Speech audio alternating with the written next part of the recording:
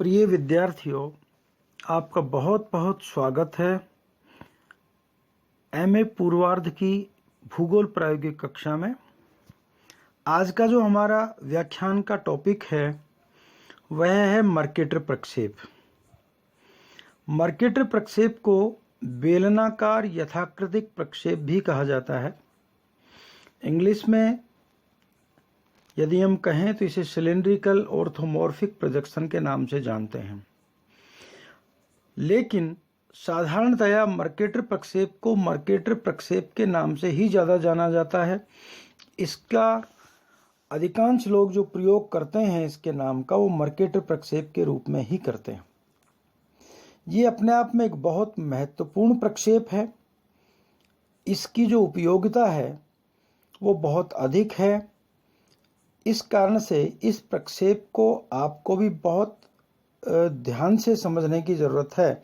वैसे तो हर प्रक्षेप को, हर विषय, हर टॉपिक को ध्यानपूर्वक समझने की आवश्यकता है, लेकिन ये मर्केटर प्रक्षेप अपने आप में बहुत उपयोगी है, क्योंकि नौ संचालन चार्टों में इसका सर्वाधिक प्रयोग होता है।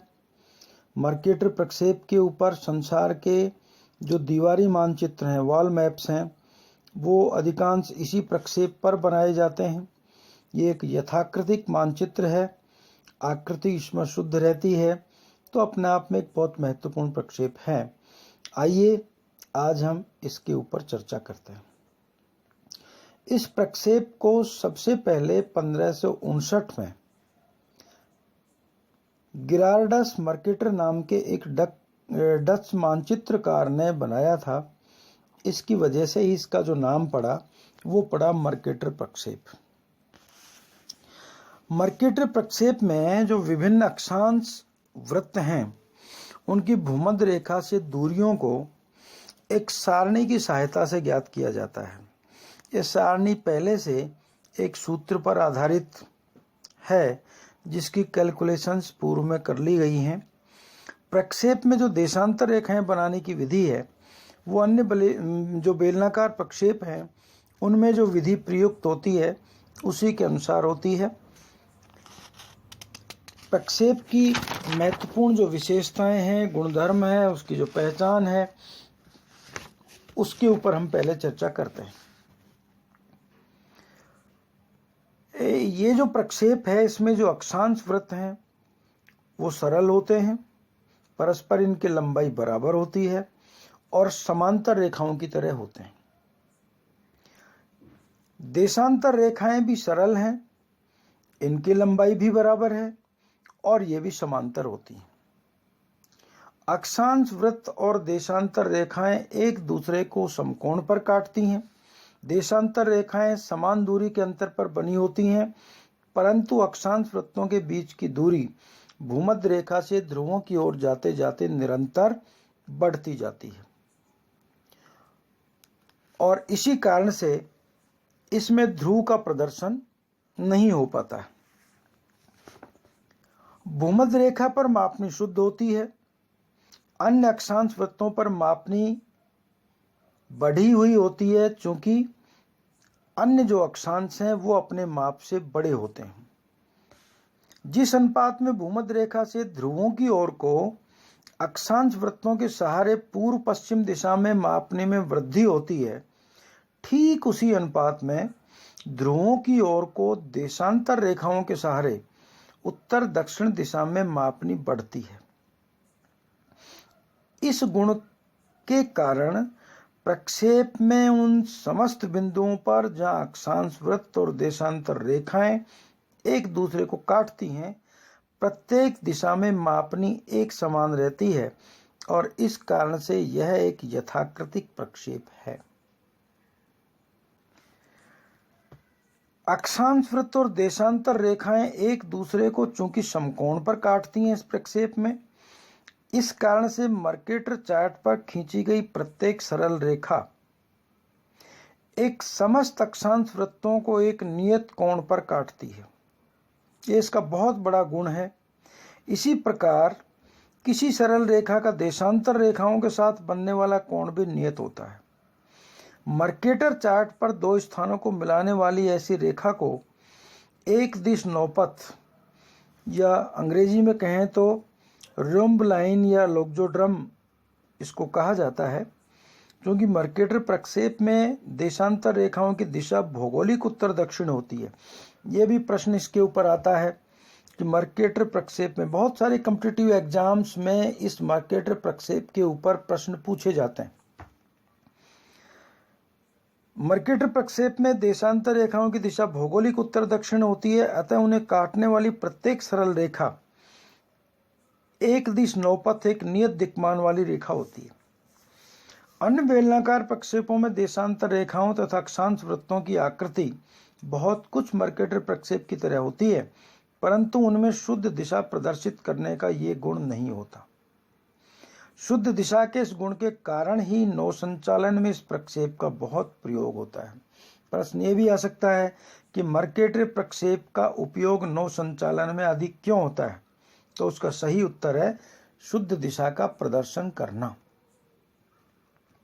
यद्यपि यह एक यथाकृतिक और शुद्ध दिशा प्रक्षेप है, परंतु इसमें भूमध्य रेखा से ध्रुवों की ओर को क्षेत्रफल में काफी वृद्धि होने लगती है। क्यों? क्योंकि जो अक्षांश हैं वो ध्रुवों की ओर जाते हुए वास्तव में उनकी लंबाई में कमी आती है, जबकि मर्केटर प्रक्षेप में ये भूमध्य रेखा के समान लंबाई के ही बनाए जाते हैं। यदि हम देखें तो ग्रीनलैंड का जो क्षेत्रफल है दक्षिण अमेरिका के क्षेत्रफल का लगभग 1/10 भाग है, परंतु इस प्रक्षेप पर दक्षिण अमेरिका की तुलना में ग्रीनलैंड का आकार बहुत बड़ा दिखाई देता है।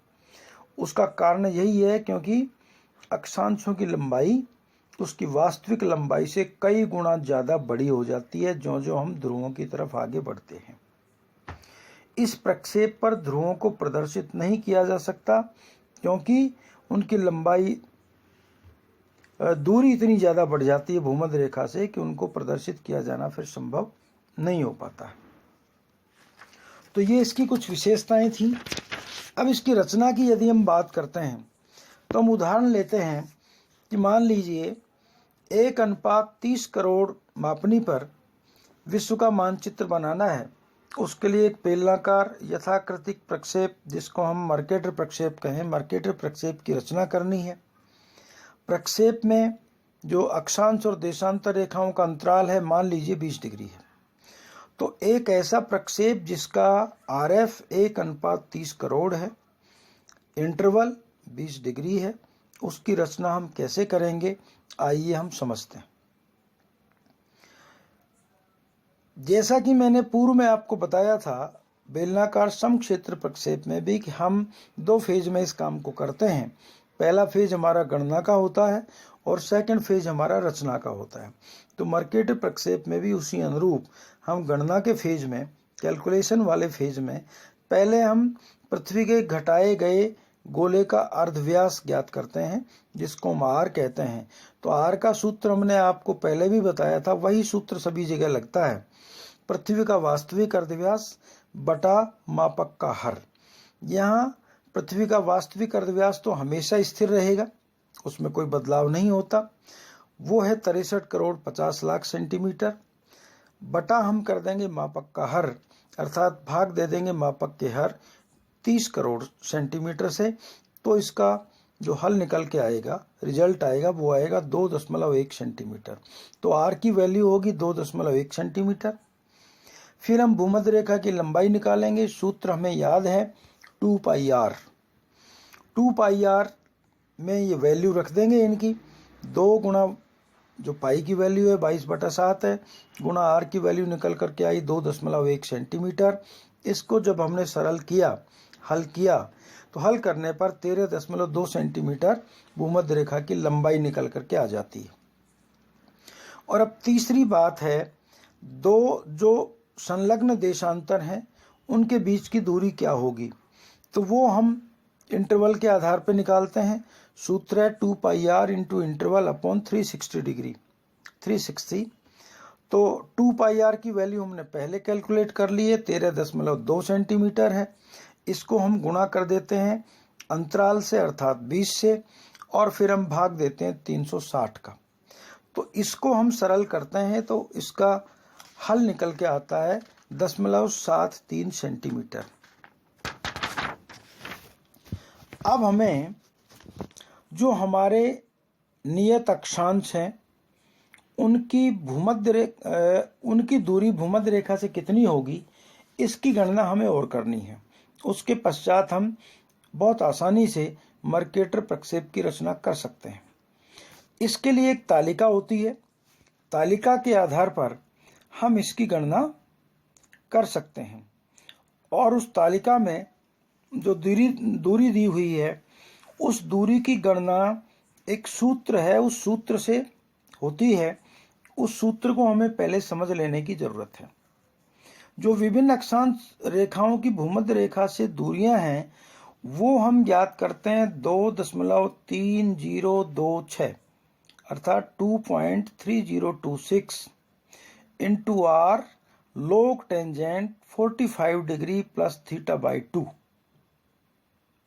2.3026 गुणा आर मतलब त्रिज्या लघु गुणक tangent 45 degree plus theta by 2। यहाँ थीटा का मतलब है जिस अक्षांश वृत्त के लिए हम दूरी निकाल रहे हैं भूमध्य रेखा से वो, और बाकी सब दूरियां अपने आर है वो अपन ज्ञात कर लेते हैं पहले से ही और सूत्र में फिट करके हमें निकाल लेते हैं। इसको निकाल करके एक टेबल बनाई हुई है जो प्रत्येक 5 डिग्री के अंतर पर हमें इसकी वैल्यू को दे देती है। तो जैसे 20 डिग्री का निकालना है वो इसी सूत्र पर आधारित है।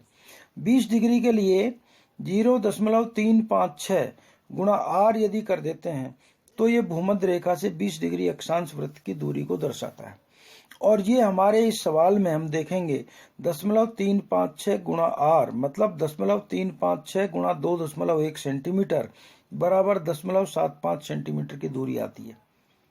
तो हम पहला जो अक्षांश 20 डिग्री अक्षांश बनाएंगे हमारे प्रश्न के अंतराल के अनुसार, तो भूमध्य रेखा से दोनों ही तरफ उत्तर दक्षिण में 0.75 सेंटीमीटर की दूरी ले लेंगे। इसी प्रकार से 40 डिग्री अक्षांश वृत्त की भूमध्य रेखा से दूरी आएगी 0.763 गुणा आर, आर का मतलब 2.1 सेंटीमीटर और ये वैल्यू निकल करके आएगी 1.6 सेंटीमीटर। इसी तरह से 60 डिग्री अक्षांश के लिए 1.317 ये टेबल से वैल्यू आ गई गुणा आर हमने किया 2.1 सेंटीमीटर बराबर आया 2.76 सेंटीमीटर। और 80 डिग्री अक्षांश वृत्त के लिए भूमध्य रेखा की दूरी आएगी 2.436 गुणा 2.1 सेंटीमीटर अर्थात आर बराबर 5.1 सेंटीमीटर। तो ये हमारी सभी जो अक्षांश इसमें बनने हैं उनके लिए दूरी आ गई है। अब इसकी रचना बहुत ही सरल है। जैसा हमने पूर्व में एक हमने प्रक्षेप बनाया था लगभग उसी अनुरूप इसको बनाना है। हमने एक हमारी जो ड्राइंग शीट है उसके लगभग बीचों बीच इक्वेटर बना दिया जिसकी जो दूरी थी वो हमने पहले कैलकुलेट कर रखी है, जो आई थी हमारे इस प्रश्नानुसार 13.2 सेंटीमीटर। तो हमने 13.2 सेंटीमीटर का एक रेखाखंड खींचा। मान लीजिए उसका प्रारंभिक बिंदु ए है और अंतिम बिंदु बी है, तो हमने उसके प्रारंभिक बिंदु और अंतिम बिंदु पर ऊपर और नीचे लंब डाल दी। लंब डालने के बाद हमने इन लंबों पर अक्षांश की जो दूरी भूमध्य रेखा से है वो दोनों ही तरफ निशान लगा लिए।